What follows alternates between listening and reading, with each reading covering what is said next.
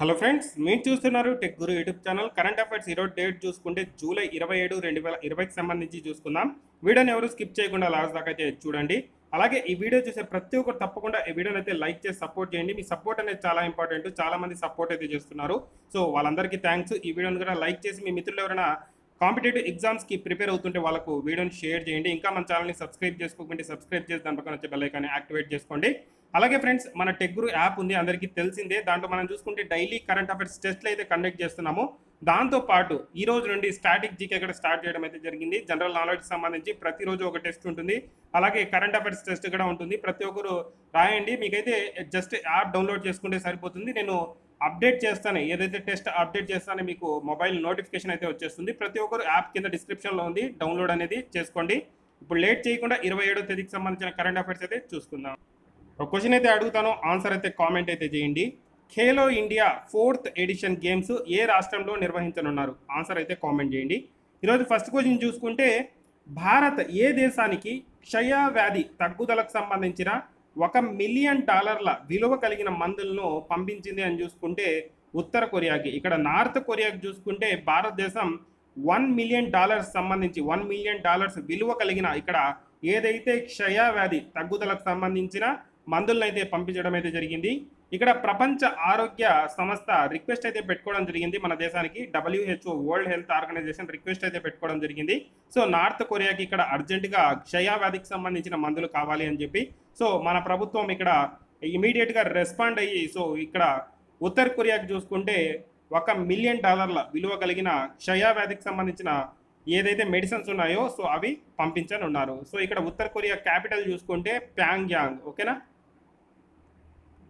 ఫ్రాన్స్తో చేసుకున్న ఒప్పందం ప్రకారం 29 జూలైన ఎన్ని రాఫెల్ యుద్ధ విమానాలు భారత్కు రానున్నాయి అని చూసుకుంటే ఐదు రాఫెల్ యుద్ధ విమానాలు మొదటి విడతలో భాగంగా ఇక్కడ చూసుకుంటే ఫ్రాన్స్ నుండి డైరెక్ట్గా మన భారతదేశానికి అయితే రానున్నాయి. ఆల్రెడీ ఇక్కడ స్టార్ట్ అయితే అవడం అయితే జరిగింది ఫ్రాన్స్లో. ఈరోజు ఆఫ్టర్నూన్ చూసుకుంటే 29 జూలైన చూసుకుంటే నేరుగా ఈ యుద్ధ విమానాలు అయితే ఉన్నాయో సో అవి భారత్కు చేరుకోనున్నాయి. సో దీనికోసం ఇక్కడ చూసుకుంటే అంబాలాలోని గోల్డెన్ యూరెస్ స్క్వాడ్రన్ అయితే సిద్ధం చేయడం జరిగింది. సో చాలా రోజులుగా వీటి కోసమే అది వెయిట్ చేస్తుంది, ఏదైతే స్క్వాడ్రన్ అయితే ఉందో సో వీటిని అక్కడ పెట్టడానికి అలాగే వాటి మీద ప్రయోగాలు చేయడానికి. అంటే ప్రయోగాలు అంటే స్టార్టింగ్ ఏదైతే ఉంటారో ట్రైనింగ్ ఇవ్వడానికి. సో అవంతా సో ఒక వారం రోజుల పాటు ఏదైతే మన పైలట్స్ ఉన్నారో వాళ్ళకందరికీ అక్కడ ట్రైనింగ్ అనేది ఇస్తారు.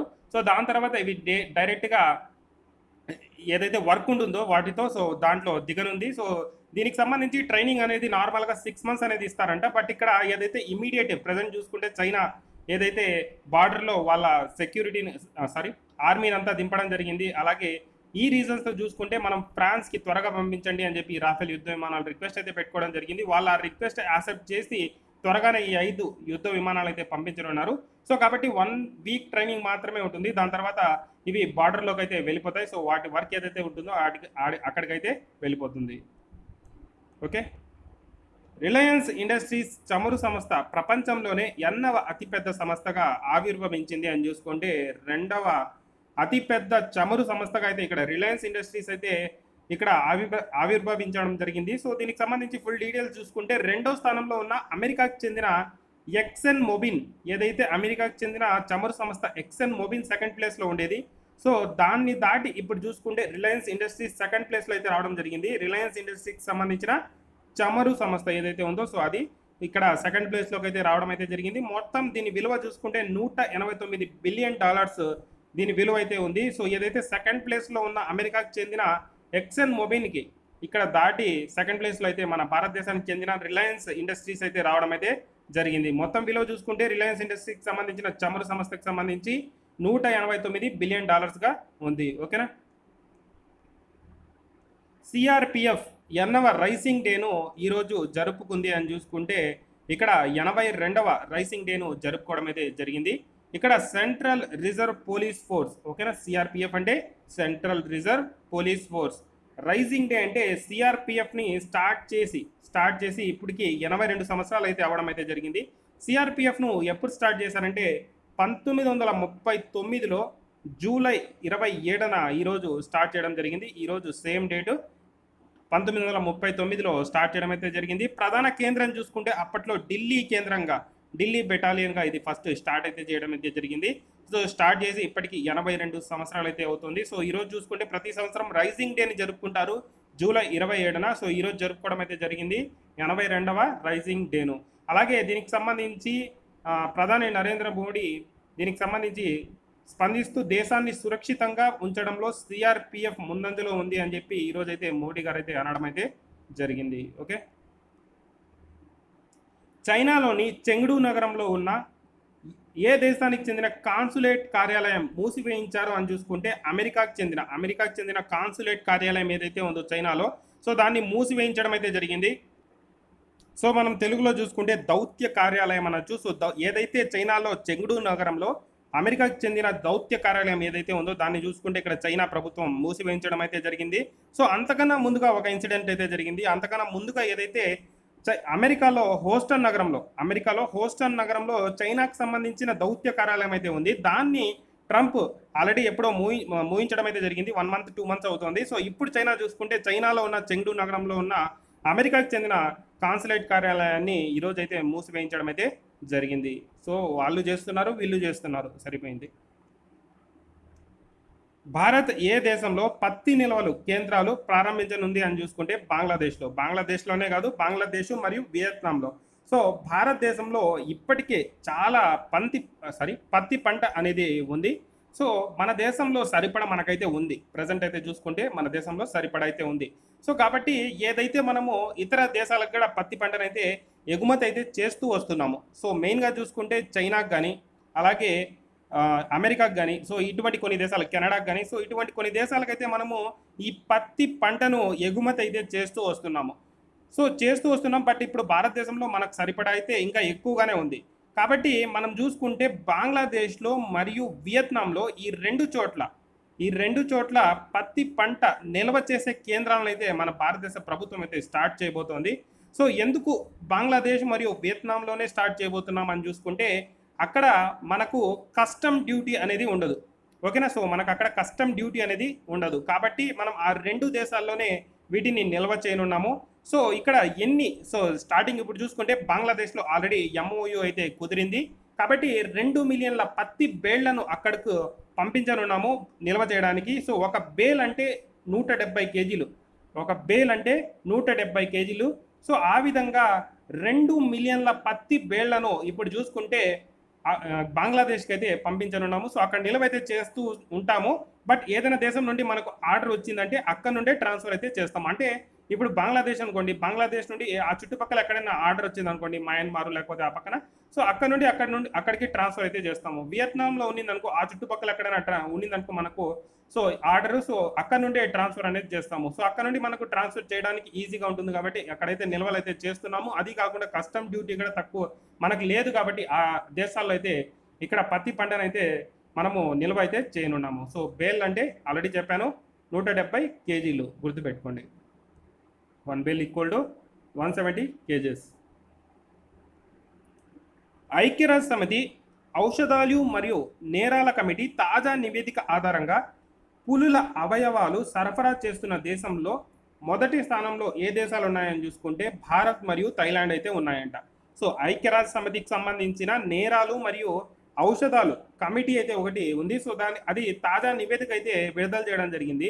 అందులో చూసుకుంటే మెయిన్గా పులుల అవయవాలు కానీ, పులుల చర్మాలు కానీ, పులుల ఏదైతే ఎముకలు కానీ ఉంటాయో, సో అవి సరఫరా చేస్తున్న దేశాలలో ఏ దేశాలు ఫస్ట్ ప్లేస్లో ఉన్నాయని చూసుకుంటే భారత్ మరియు థైలాండ్ ఫస్ట్ ప్లేస్లో ఉన్నాయంట. సో ఇక్కడ మనం చూసుకుంటే అన్ని దేశాలకు భారత్ నుండి మరియు థైలాండ్ నుండి 81% పులుల అవయవాలు సరఫరా చేస్తున్నట్లు తేలిందంట. అలాగే పులులు ఎక్కువగా ఏ దేశంలో ఉన్నాయి, ఫస్ట్ ప్లేస్ చూసుకుంటే చైనాలో పులులు ఎక్కువగా ఉన్నాయి.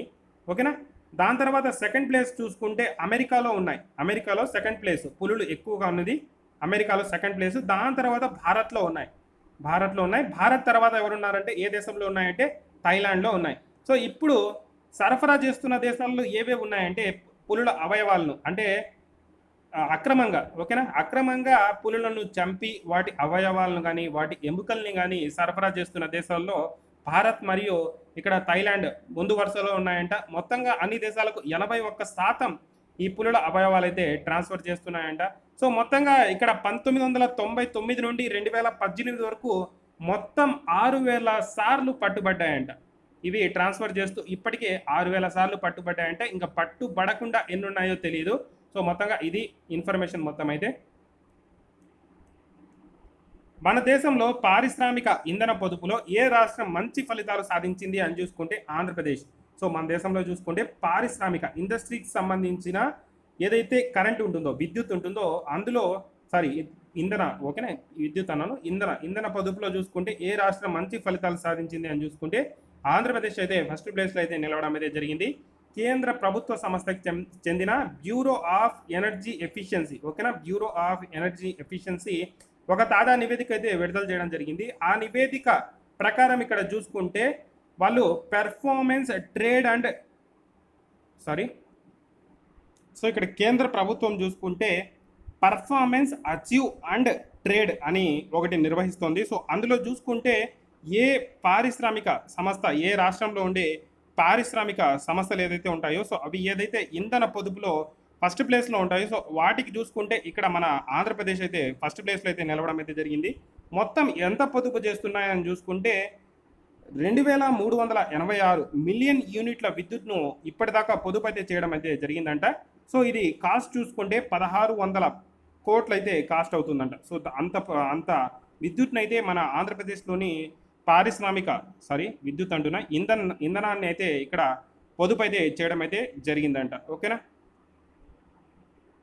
ఆంధ్రప్రదేశ్ పశుసంవర్ధక మత్స్య పాడి పారిశ్రామిక అభివృద్ధి శాఖ మంత్రిగా ఎవరు బాధ్యతలు స్వీకరించారు అని చూసుకుంటే సీదిరి అప్పలరాజు ఈరోజు చూసుకుంటే బాధ్యతలు అయితే స్వీకరించడం అయితే జరిగింది. సో ఆంధ్రప్రదేశ్ సంబంధించి పశుసంవర్ధక మత్స్య పాడి పారిశ్రామిక అభివృద్ధి శాఖ మంత్రిగా అయితే ఈయన ఈరోజు ఇక్కడ బాధ్యతలు అయితే స్వీకరించడం అయితే జరిగింది. సో మొదటి సైన్ చూసుకుంటే ఆక్వా కల్చర్ అథారిటీ ఏర్పాటు కోసం ఈరోజు మొదటి సైన్ అయితే ఆయన సంతకం అయితే చేయడం జరిగింది. ఓకేనా. ఏటీఎం కార్డు లేకుండా ఏటీఎం మిషన్ ద్వారా డబ్బులు తీసుకునే సౌకర్యం ఏ బ్యాంకు కల్పించింది అని ఇక్కడ చూసుకుంటే SBI, state bank of India. ఇక్కడ చూసుకుంటే ఏటీఎం కార్డు లేకుండానే మనం ఏటీఎం వెళ్ళి అమౌంట్ అనే తీసుకునే సౌలభ్యం అయితే కల్పించింది. ఇది ఆల్రెడీ ఈ ఏడాది స్టార్టింగ్ నుండే కల్పించడం అయితే జరిగింది. ఇప్పుడు చూసుకుంటే అన్ని ఏటీఎంస్లో ఈ ఏదైతే సాఫ్ట్వేర్ని అప్డేట్ అయితే చేయడం అయితే జరిగిందంట. సో ఇప్పుడు మనం చూసుకుంటే ఎస్బీఐ ఏదైతే ఉంటుందో ఎస్బీఐ ఏటీఎంస్, ఆ ఎస్బీఐ ఏటీఎంలో చూసుకుంటే మనము డైరెక్ట్గా కార్డ్ లేకుండా, అంటే మనం ఒక్కోసారి మనీ కావాల్సి ఉంటుంది, బట్ మనం కార్డు చూసుకుంటే ఇంటి దగ్గర మర్చిపోయి వచ్చేసి ఉంటాము, లేకపోతే కార్డు విరిగిపోయి ఉంటుంది. సో ఏదో కారణంగా మన కార్డులు అయితే ప్రాబ్లం అయితే ఉంటుంది. అదే కాదు, అలాగే చాలామంది తెలియని వాళ్ళు ఏటీఎం కార్డ్స్ అయితే తీసుకొని వెళ్తారు, అక్కడ చాలా ఫ్రాడ్ అయితే జరిగే అవకాశం అయితే ఉంటుంది. కొంతమంది చూడొచ్చు, మనం ఆల్రెడీ వీడియోస్ అయితే చూసి ఉంటాము. సో కార్డులో మేము తీసిస్తాం మనీ అని చెప్పి వాళ్ళ కార్డు పెట్టి, సో దాని తర్వాత వాళ్ళ అమౌంట్ దొంగలించడం, సో ఇలాంటివన్నీ చూసాము. సో ఈ రీజన్స్ అన్నీ పెట్టుకొని ఇక్కడ ఎస్బీఐ ఈ ఏడాది స్టార్టింగ్లోనే కొన్ని ఏటీఎంస్లో దీన్ని స్టార్ట్ చేయడం జరిగింది. ఇప్పుడు చూసుకుంటే అన్ని ఏటీఎంస్లో ఈ సాఫ్ట్వేర్ని అయితే అప్డేట్ అయితే చేయడం జరిగింది. మీకు ఎస్బీఐ కార్డు ఉంటే మాత్రం, ఎస్బీఐ ఏటీఎం కార్డు ఉంటే మీరు ఏటీఎం కార్డు లేకుండానే డైరెక్ట్గా ఏటీఎంకి అయితే వెళ్ళొచ్చు. ఏటీఎం మిషన్ దగ్గర వెళ్ళినప్పుడు అక్కడ ఏటీఎం కార్డు బదులు మన ఏదైతే రిజిస్టర్డ్ మొబైల్ నెంబర్ ఉంటుందో, మనం బ్యాంక్ అకౌంట్కి ఇచ్చింటాం కదా రిజిస్టర్ మొబైల్ నెంబరు, ఆ మొబైల్ నెంబర్ని టైప్ చేసామంటే మన మొబైల్కి ఒక ఓటీపీ అనేది వస్తుంది.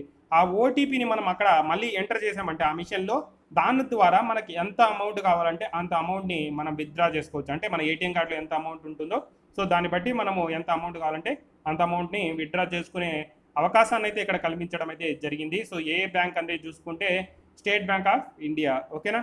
సో ఇది ఈరోజు కరెంట్ అఫైర్స్ అయితే మ్యాక్సిమం ఏదైతే ఇంపార్టెంట్ ఉంటాయో అవన్నీ అప్డేట్ అయితే చేయడం జరిగింది. నిన్న కూడా సండే అయినా కూడా నిన్న కరెంట్ అఫైర్స్ నిన్న చెప్పుకోవడం అయితే జరిగింది. ఇది ఈ రోజుకు సంబంధించిన కరెంట్ అఫైర్స్ అయితే. ఈ వీడియోని అయితే లైక్ చేసి షేర్ చేయండి. ఇంకా మన ఛానల్ని సబ్స్క్రైబ్ చేసుకోకపోయింది సబ్స్క్రైబ్ చేసుకోండి. టెక్ గురు యాప్ కింద డిస్క్రిప్షన్లో పెట్టాను, డౌన్లోడ్ చేసుకోండి. ఇప్పుడైతే మనము క్విక్ రివిజన్ అయితే చూసుకుంటాం.